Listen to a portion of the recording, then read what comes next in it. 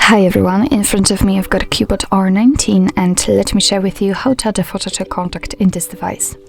So first of all we have to open our contact list, and we can do it using directly our contacts here or the dialer, it doesn't really matter. So right now we have to find the contact we would like to edit and tap on it, so let me pick Lou obviously and tap on edit contact. Now we have to pick this camera icon to add a photo, and here we've got two different options to choose. So we can either take a photo and then your device will open the camera app. So this is actually the best option to choose if you've got the person right in front of you and if you are able to catch a photo, or we can choose a photo from the gallery, and I will pick this option, so let me tap on it.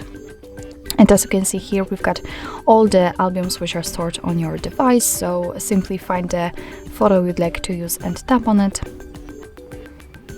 And as you can see here, we can change the position of the photo, we can change the size of the square, we can zoom in or out the photo, we can also rotate the picture. It's up to you. We have to do it because this area is responsible for what we will see after saving the whole contact. So just position it like you want to see it, maybe something like that. And if you're happy with your choice, just tap on save copy. As you can see, it immediately appears right here, so it is very important to tap on save in the right upper corner.